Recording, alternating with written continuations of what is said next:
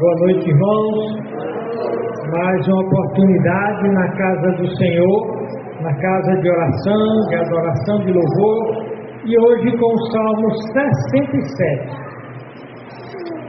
Salmo 67. Tem vários títulos que eu gostaria de ter botado nesse salmo. O principal mostra o propósito das bênçãos de Deus. Para que é que Deus abençoa uma pessoa? Para que é que Deus nos favorece?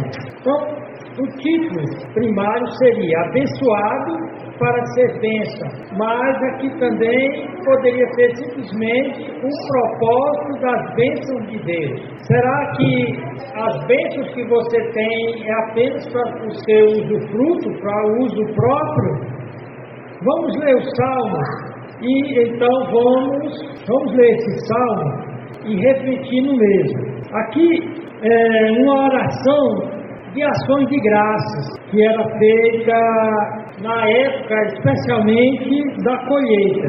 O contexto é a colheita e possivelmente, de acordo com a tradição, ele foi composto por aqueles que tinham voltado do cativeiro babilônico. Então vamos ler.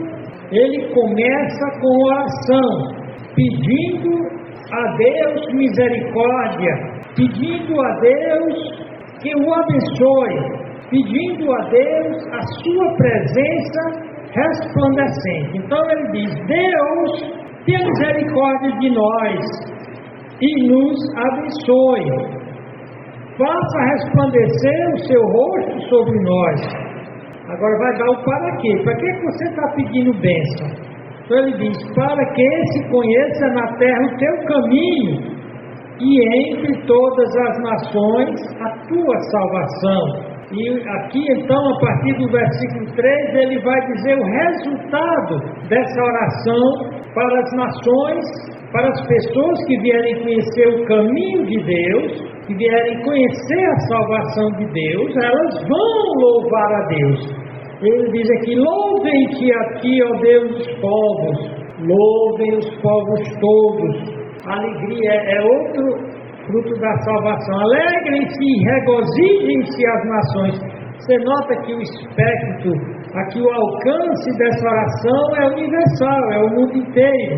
Embora o salmista seja judeu, o povo da aliança, o povo que tinha bênçãos especiais por conta do seu, vamos dizer assim, a sua aliança com Deus, ele vai lembrar que a aliança abraâmica visava a bênção de todos os povos, porque daquela aliança abraâmica viria a lei que diria qual é o caminho de uma vida abençoada. Ela mostraria a nossa pecaminosidade e nos apontaria para Cristo, mostrando a nossa necessidade. Então ele diz: alegrem-se e regozijem-se as nações, pois julgará os povos com equidade e governará as nações sobre a terra. Aqui está mostrando quem é que está no governo de tudo. Embora os ditadores, os governadores tiranos e perversos pensam que eles estão no controle, mas Deus diz não. Então,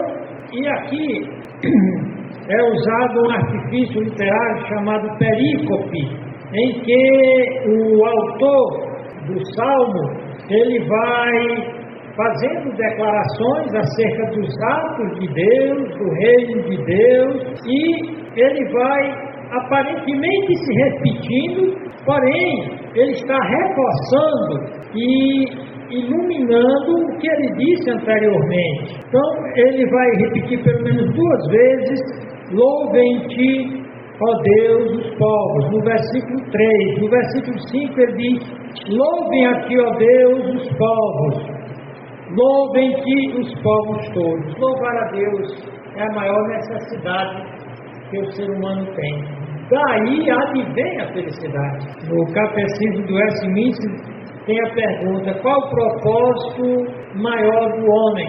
Lá diz: louvar a Deus, adorar a Deus e gozá-lo para sempre. Adorar a Deus e dessa adoração receber como resultado a alegria que é proposta aqui, o prazer em Deus e nas suas coisas. E então ele faz agora uma oração pedindo o aumento das bênçãos de Deus. Diz aqui, se as pessoas buscarem a misericórdia de Deus, buscarem a presença, o resplandecer do rosto de Deus, se elas procurarem conhecer o caminho de Deus, os povos, ele está falando, e as nações, a salvação de Deus, louvando, glorificando, elas vão encontrar alegria pessoalmente. E então no versículo 6 ele diz, fala da parte prática da aliança. Então a terra dará o seu fruto, é a reversão da maldição do Éden. Depois da maldição, lá, a queda lá no jardim do Éden, a terra ia frutificar com facilidade. Aqui ele está dizendo, a terra dará o seu fruto, e Deus, o nosso Deus, nos abençoará. Então não basta a terra dar o fruto, Deus tem que abençoar. Se Deus não abençoar, estará debaixo da maldição, da queda. Então ele expressa, declara a sua fé. Deus nos abençoará, e todas as extremidades da terra o temerão.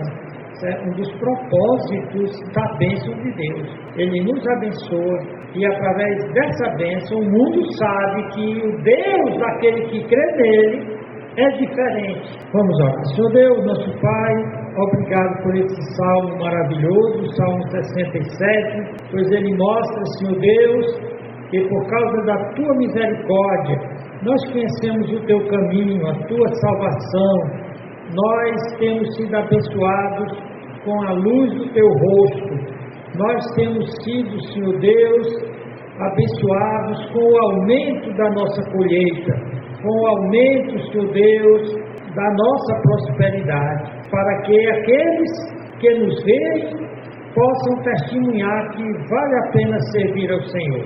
Obrigado por esse tempo, nos guia agora com Teu Espírito Santo. Amém. Então, o propósito da nossa mensagem é mostrar por que é que Deus nos abençoa. Então, Deus nos abençoa porque através dessa bênção o nome dele é glorificado. Foi a maneira como ele abençoou a nação de Israel, que fez com que o mundo inteiro reconhecesse que o Deus de Israel é um Deus bom, porém também é um Deus justo. O segundo propósito é que a bênção que Deus prometeu a Abraão, lá na aliança abraâmica, nós vamos ver o texto, já estava embutido nela o espalhar-se dessa bênção para todos os povos que viessem a crer no Deus de Abraão, que viessem a crer no Messias que viria de Abraão. E esse Deus que abençoou Abraão e que diz, eu vou te abençoar para que você seja bênção, é o mesmo que ele espera de todo crente. Que o crente abençoe outras pessoas através da bênção que Deus lhe dá. Nós vemos aí alguns temas que emergem desse versículo 67. Nós vemos aí, logo no primeiro versículo, Deus tem misericórdia de nós. Então, aí a temática toda confronta o ser humano, depois da queda, que lá em Romanos acusa de que eles não agradecem a Deus. Eles não reconhecem que todo o bem que eles têm vem de Deus, que não é fruto da misericórdia de Deus, da bondade de Deus. Então, esse tema é muito importante, porque muitas vezes nós não nos damos conta que nós somos ricos. Nós temos saúde, nós temos casa, nós temos carro. Aí você diz, não, mas eu não tenho um carro meu não, mas hoje em dia você facilmente pega um Uber e não vai ter de se preocupar em tirar carteira, em pagar IPVA, em consertar, ou seja, nós temos a riqueza, todo mundo hoje tem carro, tem um busão, né, que é um carro, tem uma casa é uma riqueza, mas o que é que acontece? Nós somos tentados a achar que tudo isso é porque o homem é inteligente, é capacitado pela tecnologia para criar carros, aviões, construir casas, e nós temos a nossa casa por conta do nosso suor. O salmista diz aqui: Deus, tenha misericórdia de nós e nos abençoe. Todo o bem que nós temos é por conta da tua misericórdia. Faça resplandecer o teu rosto sobre nós. Então, como eu falei, o primeiro tema que emerge aí, que se destaca, é a misericórdia de Deus. E que Deus vai fazer o seu rosto resplandecer não só sobre Israel que o invoca, mas que um dia todas as nações hão de invocar a Deus. Inclusive a Bíblia fala do reino milenar, em que todas as nações andarão debaixo do conhecimento de Deus. Fala de uma futura adoração universal. Fala daquela promessa feita a Abraão, não só aos descendentes de Abraão, mas a todas as famílias da terra. Então é uma oração para aqueles que não se ensoberbecem, mas que sabem, que dependem do favor e da graça divina. Aqui o salmista faz um apelo ao culto universal. Quanto mais Deus for conhecido, Deus for crido, Deus for amado, Deus for servido, mais abençoada será a terra e mais alegres serão as pessoas. E ele diz: Senhor, eu quero bênção, para que o teu caminho seja conhecido da terra, para que a tua salvação seja conhecida, que é um propósito missionário. Senhor, as bênçãos que eu te peço é para que eu possa promover o teu nome, eu possa investir na causa de salvação. É dito que lá nos Estados Unidos era um celeiro de missionários. Eles mandavam missionários para o mundo inteiro. Os crentes lá não só entregavam aquela 10ª parte, o dízimo, para o sustento da igreja local, mas além desse, eles tiravam do bolso para sustentar missionários que saíram lá da sua terra, dos Estados Unidos, uma terra rica, com muitas bênçãos, porque eles procuraram a Deus. Hoje em dia já se afastaram, né? E mandavam missionários. Eu mesmo sou fruto do trabalho de missionários que vieram dos Estados Unidos. E na época que eu me converti, tinha muitos missionários aqui no Brasil, das igrejas batistas regulares. Pelo que eu sei, hoje existem poucos missionários, porque as igrejas não estão mais sustentando missionários fora. As igrejas, os crentes lá aproveitam da sua riqueza para viverem carnalmente, desviando-se para os falsos prazeres, para um materialismo bestificante que as torna desgraçadas, igual o mundo que não louva e nem agradece a Deus. Então aqui o Salmo é dividido em 3 partes: o pedido de misericórdia, o pedido de bênção e o pedido para que o nome de Deus seja conhecido, que é a finalidade da oração, e o resultado, para que a bênção de Deus se espalhe pelo mundo inteiro. Mas só vai se espalhar se o Evangelho for pregado na nossa época. Então, a circunstância do Salmo tem a ver com o tempo da colheita. No tempo da colheita, Israel era uma terra que manava leite e mel, e eles tinham passado 70 anos longe de Israel. Eles viram como era triste viver longe daquela terra, e eles voltam e pedem uma boa colheita. E a época da colheita era uma festividade nacional. Havia muita festa, muitas ações de graças, sacrifícios, cumprimento de votos, cânticos. O povo ficava muito animado, alegre, e via tudo aquilo como dádiva de Deus. Não é porque eles eram bons em plantar.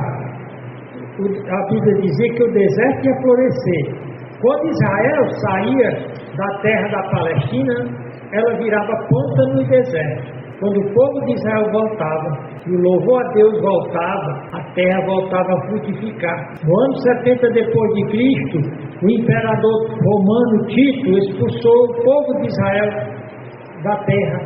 de Canaã, que hoje é chamada Palestina.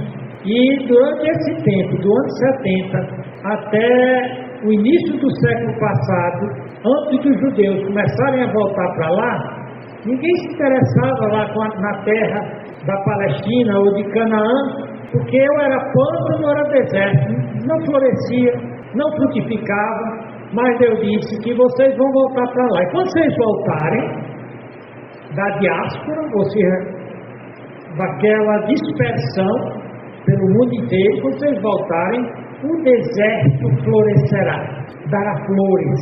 Interessante que hoje, através dos kibbutz, as fazendas de agricultores e fazendeiros israelitas, eles fizeram o deserto florescer. Não ele, mas Deus. Deus disse que até o mar morto ia dar peixe e água potável. Isso está acontecendo. É o cumprimento da profecia, a presença de Deus que é responsável pela bênção. Os louvores a Deus.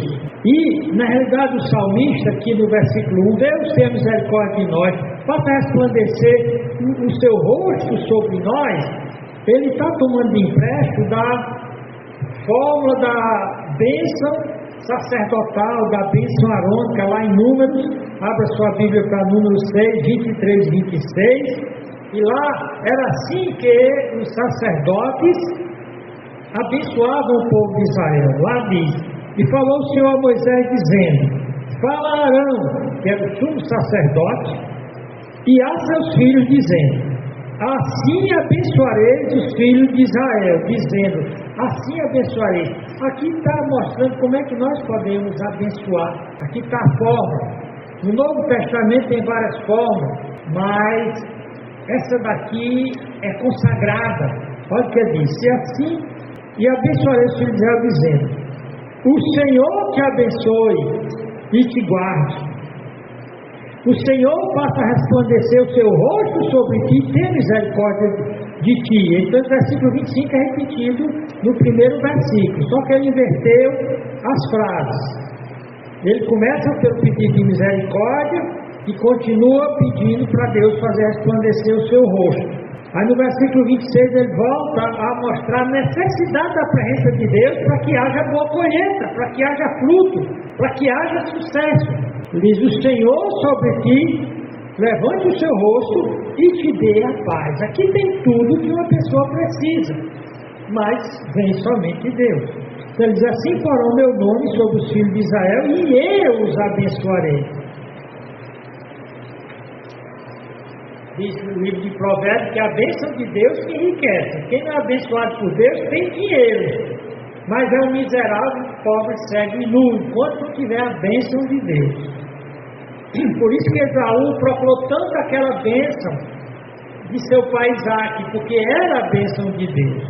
Então, todo o povo de Israel não tinha dúvida de onde é que vinha a bênção. Vinha de Deus. Nesse versículo, como nós já vimos, ele vê claramente a única fonte de verdadeira bênção, que o acontecimento de uma boa colheita não era por conta da tecnologia. Hoje nós temos tecnologia, a ciência criou tecnologia para tornar a terra mais fértil, com vários tipos de adubo, vários tipos de fertilizantes. Porém, o verdadeiro sucesso não virá da ciência, da tecnologia, dos fertilizantes, mas sim do brilhado rosto de Deus sobre esses que plantam, o seu favor especial. E Deus tem prazer em dar boas colheitas. Deus tem prazer em abençoar.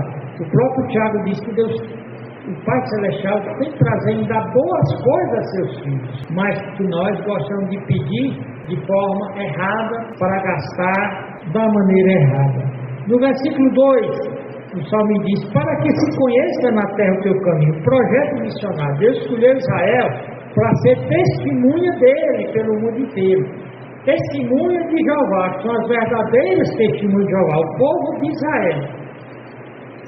E hoje nós somos testemunhas de Jesus. Testemunha de Jeová era o povo de Israel. Porém, o povo de Israel fracassou como testemunha de Jeová. Assim como a igreja, em grande medida, fracassa como testemunha de Jesus. As igrejas gastam tempo apenas em torno de si próprias, quando ele decide por todo mundo e pregar o evangelho a toda criatura. Para que pregar o evangelho a toda criatura?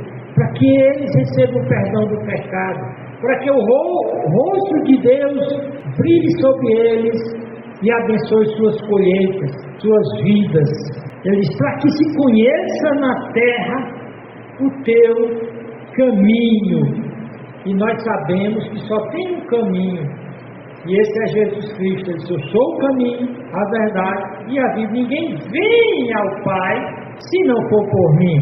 Então esse é o cântico da colheita, é o cântico daqueles que tinham voltado do cativeiro.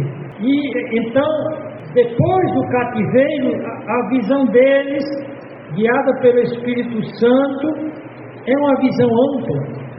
Ou seja, essa bênção que Deus tem colocado para Israel foi prometida para todas as famílias da terra. Que eles conheçam o caminho. Para o povo de Israel, o caminho de Deus era revelado através da lei, a lei do Senhor. Era ela que guiava para a felicidade. O caminho de Deus era revelado na sua lei. 3 coisas que revelavam o caminho de Deus: a lei, o templo e o culto. Essas 3 instituições faziam com que aquele povo de Israel soubesse o caminho da boa colheita, o caminho da salvação, o caminho da bem-aventurança. Porém, quando eu estou falando aqui o caminho da bem-aventurança, você vai ver o Salmo 1, que é o saltério, que é o inário de louvor dos judeus, começam ligando a bênção, a bem-aventurança de qualquer homem da terra, não só do judeu, a lei do Senhor, o caminho do Senhor. Lá diz bem-aventurado, significa bem abençoado, muito bem sucedido, o homem que não anda segundo o caminho dos ímpios, o que rejeita o caminho de Deus, nem se assenta, nem se detém no caminho dos pecadores, os que se desviam do caminho de Deus, nem se assenta na roda dos escarnecedores, os que rejeitam e zombam do caminho de Deus. Diz que esse homem muito abençoado, esse homem de sucesso, diz, o seu prazer está na lei do Senhor, ela que ensina o caminho, e na sua lei medita de dia e de noite, e o resultado diz, pois será como a árvore plantada junto a ribeiro das águas. Vê a questão aqui da colheita, ligando o sucesso, a bem-aventurança, a boa colheita, a palavra de Deus, a lei de Deus. Compara esse indivíduo como uma planta plantada junto aos rios de muita água. A palavra de Deus é como se fosse um manancial de águas, a qual dá o seu fruto. Essa árvore, esse homem árvore, dá o seu fruto no seu tempo. As suas folhas não cairão, e tudo quanto fizer prosperará. Então o judeu conhecia a lei de Deus. Quando Deus propôs essa lei, lá em Deuteronômio 11, 26, 28 e 32, ele disse: eis que hoje eu ponho diante de vós a bênção e a maldição. A bênção quando cumprires os mandamentos do Senhor, a lei do Senhor vosso Deus, que hoje vos mando. Porém, a maldição, o problema não vem de graça. A maldição, se não cumprirdes os mandamentos do vosso Deus, se desviardes do caminho da lei, e vos desviaste do caminho que hoje vos ordena. Então a lei era um caminho a ser seguido, o único caminho que abençoava. Para seguir, se vocês se desviarem para seguir outros deuses que não conhecestes, tenha cuidado, olha, preste atenção. A sua maior preocupação deve ser saber: eu estou no caminho traçado por Deus? Tenha cuidado em cumprir todos os estatutos e juízos que hoje te propõe, porque dele depende a tua vida e a tua bênção. Deixe isso claro.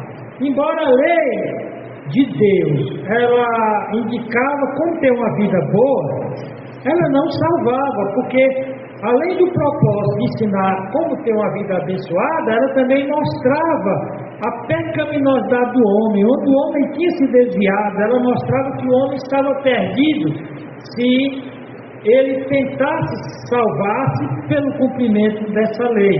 Se ele não cumprisse a lei, ele seria condenado. Em Romanos 7,12 diz: assim a lei é santa e o mandamento justo e bom.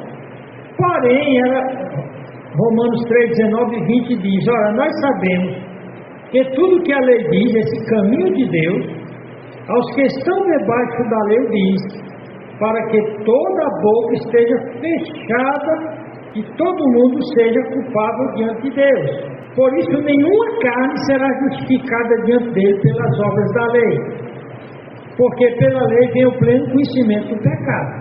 É onde Paulo diz que a lei serviu de aio ou de tutor para nos levar a Cristo, pois sem Cristo ninguém poderia ser salvo. Sem Cristo o homem estaria perdido para sempre. Portanto, Deus tem o seu caminho não é diversificado. Não é como o Papa Francisco disse recentemente numa reunião com líderes religiosos, budistas, muçulmanos. Ele disse que todos os caminhos levam a Deus. Ou seja, o budismo leva a Deus, o hinduísmo leva a Deus. Isso é verdade? É verdade o que Cristo disse: eu sou o caminho, a verdade e a vida, e ninguém vai ao Pai senão por mim. Ele é o único caminho para a salvação. Tanto que na promessa abraâmica, Deus disse para Abraão: ora, o Senhor disse a Abraão: sai da tua terra, da tua parentela, dos teus parentes e da casa do teu pai, para a terra que eu te mostrarei. Partirei uma grande nação, e abençoar-te, engrandecerei o teu nome, e tu serás uma bênção. E abençoarei os que te abençoarem, e amaldiçoarei os que te amaldiçoarem, e em ti serão benditas todas as famílias da terra.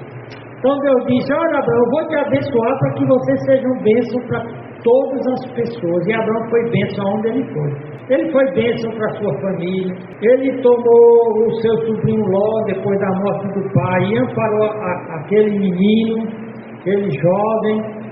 E quando ele saiu da presença de Abraão, não foi mais morar com Abraão, ele saiu um rico empresário.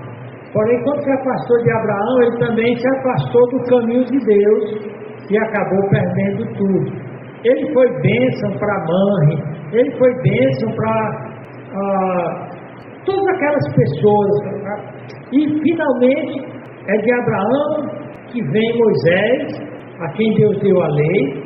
É de Abraão que vem Jesus Cristo, de onde vem a salvação. E Deus disse: eu estou te abençoando, seja tu uma bênção. Ou seja, pega as bênçãos que você tem e multiplique abençoando outras pessoas.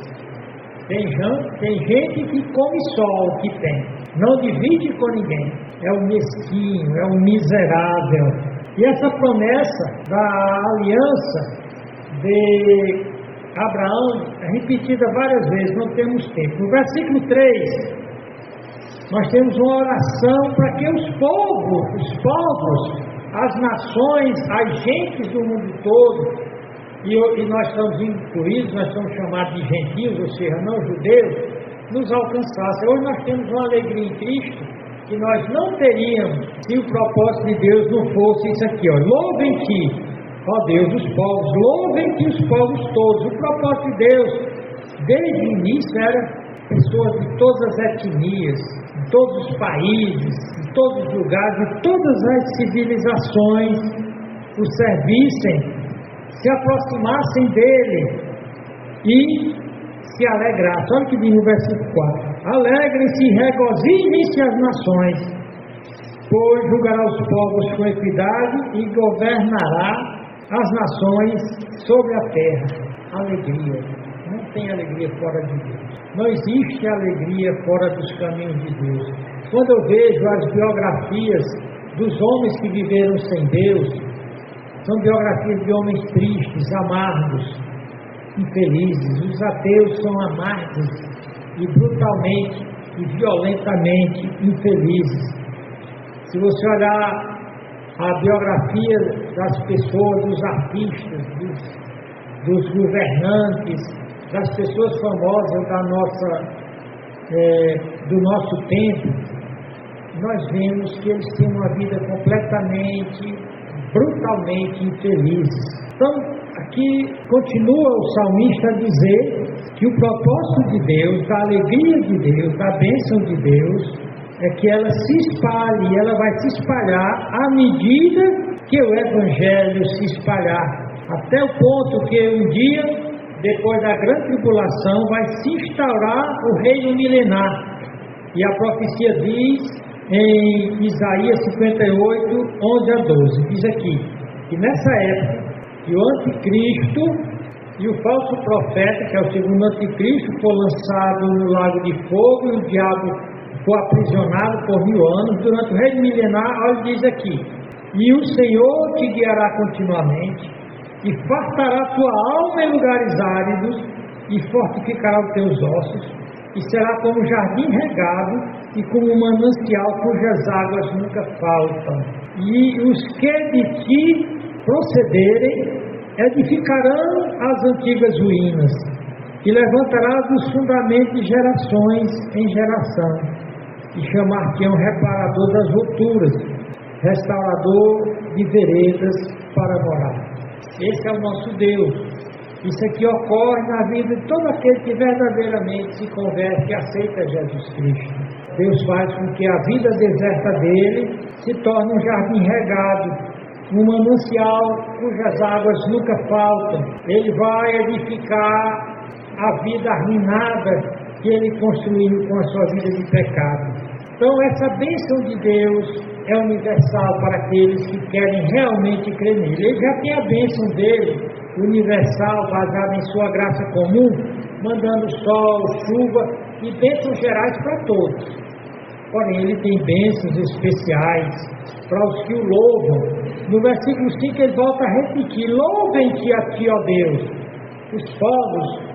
Louvem-te os povos todos. Se fossem inteligentes, eles fariam isso. No versículo 6 ele diz: por que é que a Bíblia diz que quem não conhece a Deus ou não crê em Deus é doido, é burro, é insensato? Porque o sucesso está em Deus. Aqui então a terra dará o seu fruto. A terra dá o fruto, a colheita bem sucedida era o sentido do sucesso daquela época. Então não importa a sua atividade, Deus é que dará o sucesso. Ele está dizendo que quando todos os povos louvarem a Deus, você vai ver a terra sendo libertada da maldição que fazia com que ela produzisse mais espinhos, abrolhos e cavos do que frutos.